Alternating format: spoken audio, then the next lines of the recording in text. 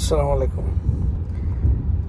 গত পরশু মনে হয় জুলাই সনদে সাক্ষরতার যে অনুষ্ঠানটা হয়ে গেল এবং এনসিপি সহ যে 5টা দল সিগনেচার করলো না, এর ভিতরে সম্ভবত ডক্টর কামাল হোসেনের দল করছে, বা এনসিপি ছাড়া বাকি যেই 4টা দল করে নাই বা এখন যে 3টা আছে এগুলো ইম্পর্টেন্ট না, এগুলো দরকারও নেই।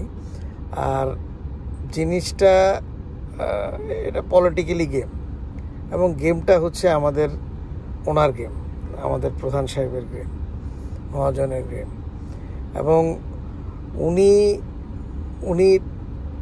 উনি বললো না যে আমরা আন্তর্জাতিক প্লেয়ার, আমরা লোকাল প্লেয়ার না। এই কথাটা আক্ষরিক অর্থেই সত্য। উনি একজন সফল কূটনীতিক এবং পশ্চিমা সফল কূটনীতিক। ওনার ভিতরে এবং পশ্চিমা সফল কূটনীতিক বলতে যেটা মানে বুঝায়, সেটা হলো যে মানে কি, মানে কূটনীতিক, সফল কূটনীতিক কাকে বলে? আপনারা যদি ধরেন ইরাকের দিকে একটু তাকান, ইরাকের সাথে আমেরিকার প্রচণ্ড দহরম মহরম ছিল, এবং সাদ্দামের সাথে মানে আমেরিকা বলুক বা সিআইএ বলুক, একদম অনেকে বলে যে উনি সিআইএর এজেন্ট ছিলেন।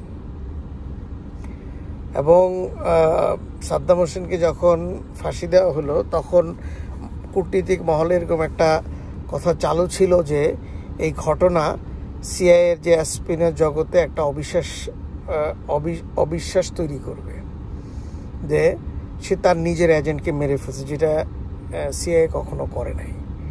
তো এই যে এখানে আপনি একটা সফল কূটনীতিকের যে অ্যাটিটিউড বা বৈশিষ্ট্য আপনি পাবেন, যে সেই সফল কূটনীতিক যে সর্বোচ্চ পজিটিভ আবেগ থেকে প্রয়োজনের খাতিরে সর্বোচ্চ নেগেটিভ আবেগে চলে যেতে পারে, নেমে যেতে পারে,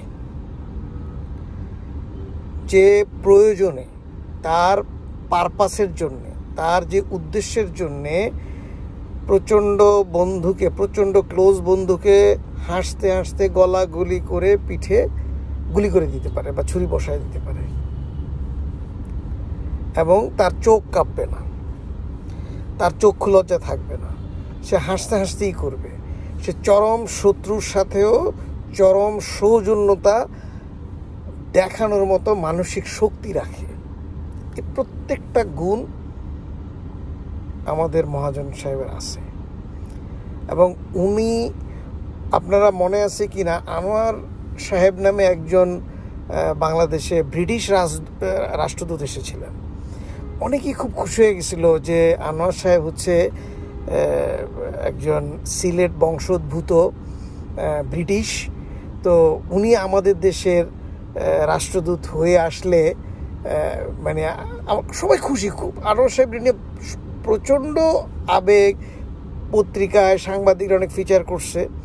তখন আমরা ওই সময় বিচিন্তা মনে হয় শেষ হয়ে গেছিলো, জায়জাদিন আসছিল, সেখানে কোনো এক পাঠক ফোরামের আলোচনায় আমি বলছিলাম যে দেখেন,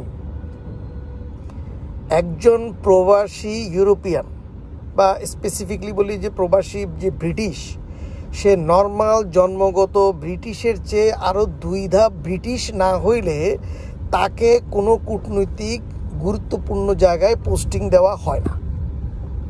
তাকে আরও 2 ধাপ প্রমাণ করতে হয় যে আমি চরমভাবে ব্রিটিশ স্বার্থ রক্ষায় আমি বদ্ধপরিকর। জন্মগত যে ব্রিটিশ আছে তাকে আপনি সামহাও হয়তো 1% সম্ভাবনা থাকতে পারে যে বিভিন্নভাবে তাকে আপনি আয়ত্তে এনে তার দিয়ে আপনি স্বার্থ হাসিল করবেন, কিন্তু প্রবাসী যেই ব্রিটিশ যে আছে তাকে আপনি সেটাও পারবেন না। তো তাকে এরকম 2 লেয়ারের বেশি মানে কি বলে কমপ্লায়েন্স মিট করেই তাকে ওই কূটনীতিক চাকরিটা নিতে হয়েছে। মানে একজন জন্মগত ব্রিটিশ আপনার যা না ক্ষতি করবে, একজন প্রবাসী ব্রিটিশ কূটনীতিক তার চেয়ে 2 গুণ বেশি আপনার ক্ষতি করবে এবং আবেগহীনভাবে করবে। আর ওইটাই ওর ওয়েপন, যে এই এলাকায় তার এই এলাকার বংশোদ্ভূত সে, এই অস্ত্রটা দিয়েই সে খেলবে। আনোয়ার সাহেবের সাথে আমাদের মহাজনের পার্থক্য এইটুকুই, আনোয়ার সাহেবের এই দেশে ব্যক্তি প্রতিষ্ঠান বা ব্যক্তি ব্যবসায়িক প্রতিষ্ঠান বলে কিছু ছিল না, যার কারণে উনি ব্রিটিশ পারপাস এতটুকুই ছিল। এরপরে উনি ব্রিটিশ পারপাস যতদিন হয়েছে, ব্রিটিশ সরকার যতদিন মনে করছে ততদিন ওনাকে রাখছে, তার চলে গেছে। ডক্টর ইউনূসের ওনার যে পশ্চিমা যে উদ্দেশ্যটা, এটার সাথে ওনার নিজের ব্যক্তিগত উদ্দেশ্য আছে। সেখানে 6 থেকে 8টা কোম্পানি ওনার অ্যাটাচমেন্ট আছে, এবং এই সমস্ত সব টেকনিক্যাল কথাবার্তা এবং এগুলো সব ডিপ্লোম্যাটিক কথাবার্তা। আমি কোনো প্রতিষ্ঠানের মালিক নই, আমি কোনো মালিক পক্ষে নাই, আমি কোনো বোর্ডে নাই। এগুলো এমন একটা কথা, ভেগ কথা, এটা যে বুঝে না ও আসলে ওই যে মানে বাচ্চারও নিচে। যাই হোক, এই যে এনসিপি সিগনেচার করলো না, এটা মহাজনের ইশারাই করে নাই, কারণ একটা অস্ত্র রেখে দিচ্ছে। আমি যদি রিভার্স গেম কোনো খেলতে চাই, আমি কী দিয়ে খেলবো? আমি তখন এনসিপি দিয়ে খেলবো। এনসিপি যে এখন তাকে মাঝে মাঝে যে এটা ওইটা গালিগালাজ করতেছে বা এটা ওইটা বদনাম করতেছে, সমালোচনা করতেছে, ভাই এই সমালোচনাগুলা ডে 1 থেকে করা হচ্ছে। তো এইগুলা করা না করার সময় এখন এনসিপি করলে কি না, সামান্থা করতেছে, মাঝে মাঝে নাহিদ করতেছে, তারপরে সার্জিস করতেছে, বা এরা করতেছে, এটা করা না করা কি? এটা তো ডে 1 অগাস্ট থেকেই এই কথাগুলা ওরা যে এখন 14 মাস পরে যেটা বলতেছে, এটা তো অগাস্ট থেকেই বিভিন্নভাবে বলে আসতেছে সবাই। তো ওইটা কোনো কথা না, কারণ ওটা অলরেডি মার্কেটে চালু আছে। মার্কেটের চালু বদনামটাই তারা বলে কনফিউজ করতেছে আমাদের নাগরিকদেরকে, যে আমরা ডক্টর মানে ওনাকে মহাজনেরও আমরা সমালোচনা করি। তো এটা টোটালি আন্ডারস্ট্যান্ডিং গেম। তো ভাই একটা সহজ কথা, যেই দুইটা কারণে আপনি আগের সরকারকে উৎখাত করছেন বলে বিশ্বাস করেন, কি করছেন আসলে রিয়েলিটি কি আমি ওদিকে যাচ্ছি না, আপনি বিশ্বাস করেন এই দুইটা কারণে কি, নির্বাচন ঠিক মতো হয় নাই, প্রপার নির্বাচন হয় নাই, এবং প্রচুর দুর্নীতি হয়েছে। এই দুইটি তো মেইন কারণ, নাথিং। এগুলার ভিতরে আপনি শাখা প্রশাখা উপশাখা এগুলা বানাইতে পারেন, সেটা ভিন্ন জিনিস। মেইন দুইটা জিনিস, যে প্রপার ইলেকশন হয় নাই, দাবি এটা যে আমাদের 3টা ইলেকশন হয়েছে, এর ভিতরে একটা হয়তো ঠিক আছে, বাকি 2টা 18 এবং 24-এর ইলেকশন টোটালি বাজে হয়েছে, এবং দুর্নীতির অনেক আর্থিক দুর্নীতি হয়েছে। এই দুইটাই তো আপনি এই দুইটাতে নিজেকে কনসেন্ট্রেট করেন, দেখেন এই দুইটা নিয়ে কনসেন্ট্রেট তো হয়েছে।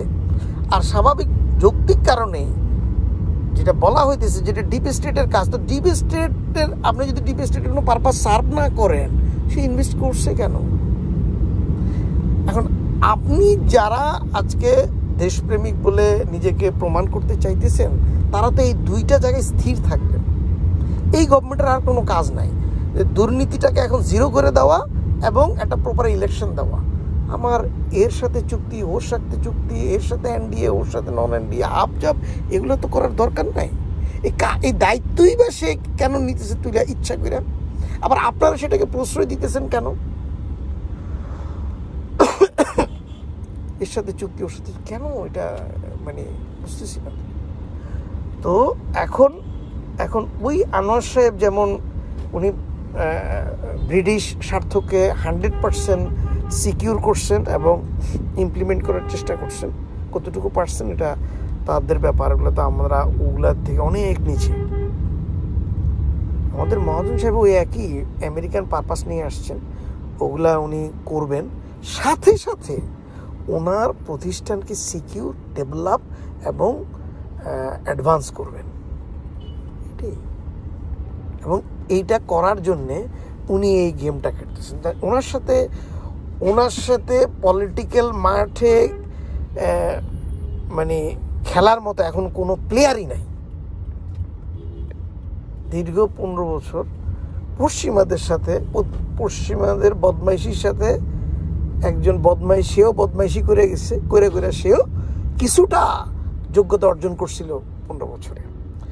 তো মহাজনের সাথে খেলার মতো একটা ক্যারেক্টারই আছে, বর্তমান রাজনীতি। এই যে বাকি যাদেরকে দেখতেছেন, এরা মহাজনের কাছে শিশু শিশু এবং শিশু। এনসিপি তো শারীরিকভাবেই শিশু, মানসিকভাবেও শিশু, রাজনৈতিকভাবেও শিশু, কূটনৈতিকভাবেও শিশু। বাকি যাদেরকে দেখতেছেন আপনারা, তারা হইল তাদের পারপাস ওরিয়েন্টেড এবং ওনার সাথে রিলেশনটা হচ্ছে স্বার্থ সংশ্লিষ্ট। তো ভাই, দ্য গেম ইজ ওভার। এখন জাস্ট কাউন্টডাউন করেন কখন এটা ডুববে। আফসোস করে লাভ নেই যে বলি, এটা জাস্ট সান্ত্বনার জন্য বলি, এটা প্রবোধ দেওয়ার জন্য।